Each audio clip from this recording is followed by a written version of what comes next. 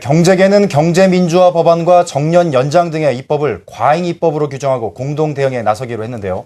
하지만 정치권은 위축되지 않고 경제민주화 법안은 탄생돼야 한다고 이렇게 주장하고 있습니다. 네, 정치권과 경제계에서 갈수록 뜨거워지고 있는 경제민주화 법안 이슈에 대해 오늘 국회 정무위원회 법안소위위원장 맡고 계신 박민식 새누리당 의원 모시고 자세한 내용 얘기 나눠보겠습니다. 어서 오십시오. 어서 오십시오. 네. 자, 지난 22일이죠. 경제민주화 법안이 이제 소위를 통과하면서 그동안에 이제 경제계에서 우려했던 사안이 현실이 됐다. 이런 목소리들 많이 높이고 있는데 어떤 내용들이 담고 있는지 구체적으로 설명을 먼저 해주시죠. 지난 4월 달에 지금 크게 보면 이제 두 번 그 경제민주화 관련 법안을 통과를 시켰습니다. 소위를 통과를 시켰는데 우선 맨 처음에 이제 하도급법에 관련된 징벌적 손해배상 범위를 확대하는 법안. 그리고 또 많은 분들이 이제 걱정하고 또 관심을 주셨던 이른바 연봉 공개 법안. 그게 먼저 1차적으로 통과되었고 또 최근에 이제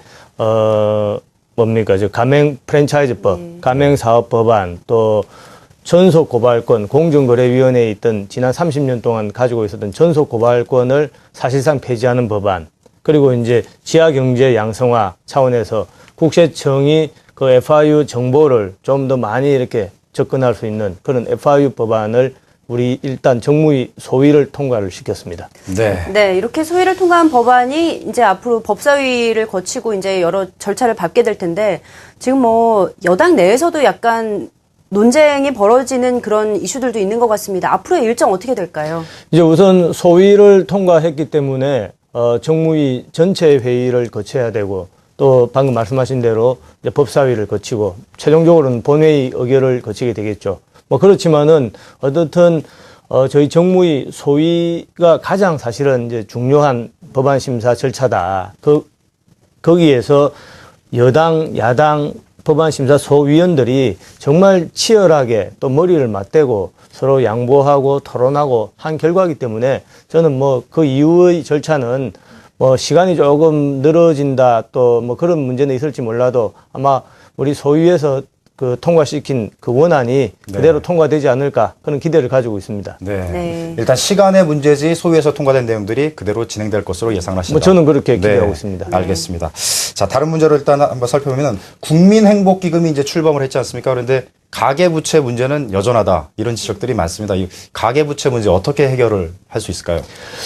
이제 국민행복기금이 지금 아마 규모가 한 1조 5천억 원 정도 되는 거로 제가 언뜻 알고 있습니다만은 이제 정부가 출범할 때마다 사실은 이제 많은 국민들이 어려움을 겪고 있는 그 가계부채 탕감도 해주고 또 낮춰도 주고 했지 않습니까?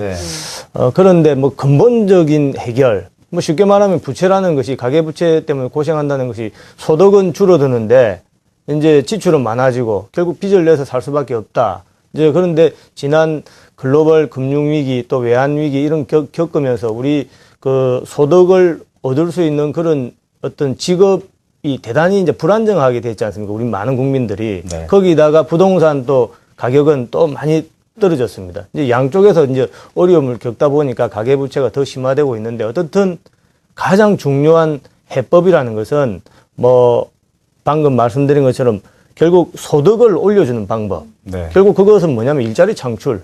이것이 사실은 이제 근본적인 해법이 되고, 채무를 일시적으로 탕감해준다든지 이런 정책은 그거의 근본적인 대책이 될 수 없다는 것은 지난 역사가 증명을 해주지 않습니까? 물론 이번 행복기금은 이제 채무를 탕감해주는 것이라기보다는 그 채무 조정해주고 그런 거로 알고 있습니다. 네, 알겠습니다. 또 다른 질문 좀 드리겠습니다. 얼마 전에 감사원이 국세청에 이제 일감 몰아주기 관련해 대기업에 대해서 증여세를 과세해라라고 요청을 했는데 이에 대해서 재계는 즉각 반발에 나섰고 또 국세청장도 아직 방침이 정해진 건 없다라고 말을 했는데 어떻게 생각하십니까? 이제 그 문제는 저는 이렇게 알고 있습니다. 좀 오해가 있는 것 같은데 감사원이 국세청에 이제 공고한 내용은 일감 몰아주기 이 부분에 대해서 증여세로 소급 과세를 하라. 이제 재계는 이제 소급 과세하라고 했기 때문에 그건 다 안 된다 이렇게 주장을 하는데 감사원의 지적 사항은 소급 과세를 하라고 한 것은 아니다. 뭐냐면 우리 헌법에서 이제 소급 입법은 원칙적으로 안 되는 겁니다. 특히 재산권에 대해서 소급 과시한다는 것은 저는 뭐 있을 수 없다. 그래서 감사원의 지적은 뭐냐면은 2004년도에 증여세에 대해서 포괄주의를 채택했습니다. 그러면 그 입법으로 그 당시에 왜 과세를 하지 못했느냐? 그 당시에 입법 미비, 입법 불비를 이제 감사원이 한번 다시 검토를 해봐라 이런 것이기 때문에 이것은 그 재계에서 걱정하듯이 뭐 소급해서 과시하는 거 이거하고는 전혀 차원을 달리하는 것이다라고 생각합니다. 네. 자, 일감 몰아주기 이슈와 관련해서는 이제 대기업도 그렇지만 중견기업 같은 경우도 이게 기술 유출에 좀 위험이 있다. 일괄적인 적용은 좀 무리가 있지 않느냐. 이런 의문들 또 제안들이 나오고 있는데 이런 부분에 대해서는 어떻게 생각하십니까? 이제 일감 몰아주기도 그렇습니다. 이제 재계에서 이 일감 몰아주기에 대해서 걱정을 많이 하고 계신 거 잘 알고 있습니다. 일설에 이제 뭐 30% 룰이다 또 이제 일감 몰아주기에 대한 입증 책임을 뭐 기업이 다 부담을 해야 된다 뭐 이런 이제 언론 보도를 보았습니다만은 지금 정부에서 또 국회에서 만들고자 하는 물론 이제 만드는 중이기 때문에 또 제가 법안심사위원장이기 때문에 뭐 예단을 가지고 말씀드리기는 어렵습니다만은, 모든 일감 몰아주기를 죄악시하는 것이 결코 아닙니다. 네. 일감 몰아주기에서 내부 거래 중에서도 정당한 내부 거래, 이것은 원칙적으로 허용되는 것이죠. 문제는 뭔가 일탈되고 부당한 내부 거래, 이것은 개선해야 된다는 겁니다. 네. 그래서 이 두 가지가 있다는 것을 좀 구분을 해 주셔야 되는데, 이제 재계에서 마치 국회에서 지금 법안 심사를 할 때, 법안을 만들 때 모든 내부 거래를 전부 부정하는 것이다. 네. 라고 이제 언론에 보통 나는 것을 보면은 저 개인적으로는 이것은 사실을 좀 호도하는 것 아니냐. 약간 아쉬움이 있습니다, 솔직히. 그게 이게 내용적으로 사실 구분하기가 어렵지 않겠습니까? 이게 어떤 거는 그렇고 어떤 거는 다. 아니, 그래도 30% 룰을 이제 적용을 하는 그런 방침인데. 예. 그러니까 이제 국회가 법을 만들 때 이제 그런 면들의 그 위험성을 요모조모 검토를 해야 되고, 네. 또 그것이 이제 나중에 문제가 되었을 때는 어떤 뭐 수사기관이든 또 사법당국에서 이것이 정당한 내부 거래인지 또는 부당한 내부 거래인지를 심사를 면밀하고 세심하게 해야 되겠죠. 네.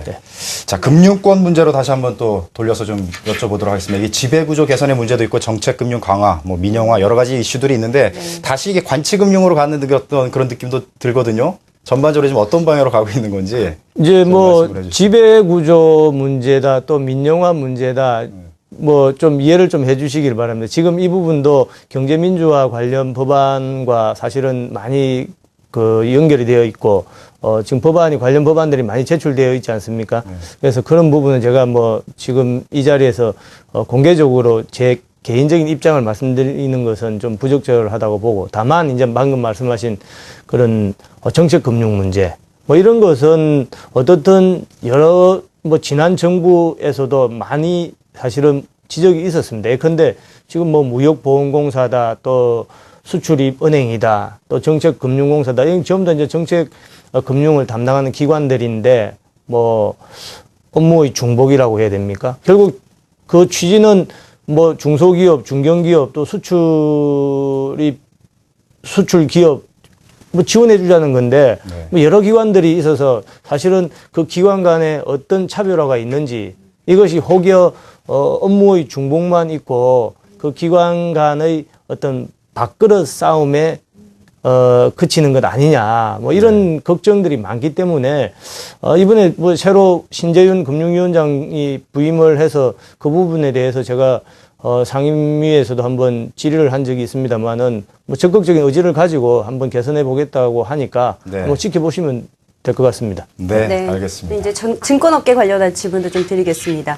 이제 자본시장 선진화법과 관련해서 이제 국내에도 그 투자은행이라고 하는 IB가 이제 출범을 하게 됐는데, 이제 추가적인 규제를 더 완화를 해줘야지 이제 글로벌 다른 IB들과 경쟁을 할 수 있으니까 좀 규제를 더 풀어달라라는 게 업계에서 좀 그런 요청이 나오고 있는 것 같아요. 이에 대해서는 어떻게 생각하십니까? 이제 결국에 그 자본시장법이죠. 자본시장법은 뭐 쉽게 말씀드리면 이제 대한민국에도 이제 한국의 골드만삭스를 만들어 주자, 뭐 이런 취지에서 만든 것인데, 그 과정에서 또 여러 가지 이제 건전성 문제, 또 투자자 보호 문제, 뭐 이렇게 해서 사실은 원래 그 정부 안보다는 이제 상당히 좀 규제가 강화되는 식으로 통과가 되었습니다. 다만 이제 뭐 업계의 그런 요구나 또 기대가 있는 것은 알고 있습니다만은 이제 뭐 한국판 골드만삭스를 만든다고 하면은 그 먼 천리길 중에서 이제 막 대문을 나섰다. 저는 그렇게 평가를 하고 싶고, 그렇기 때문에 좀 우선은 연착륙을 하는 것을 지켜보고 네. 좀 더 그런 부분에 대해서는 검토를 할 수 있지 않을까. 시간을 조금 더 주시면은 예, 여러 가지 또 좋은 개선 방안이 나올 거라고 생각합니다. 네, 알겠습니다. 자, 끝으로 시간 관계상 한 가지만 더 여쭈도록 하겠습니다. 최근 그 제대군인법 일부 개정 법률안을 대표 발의해서 이제 예비역들한테 인기를 끌고 네. 계신데 어떤 내용을 담고 계십니까? 이제 핵심적인 것은 두 가지입니다. 이제 군인, 의무복무나 단기복무한 군인들 그 근무 기간만큼 근무 경력을 의무적으로 인정해달라.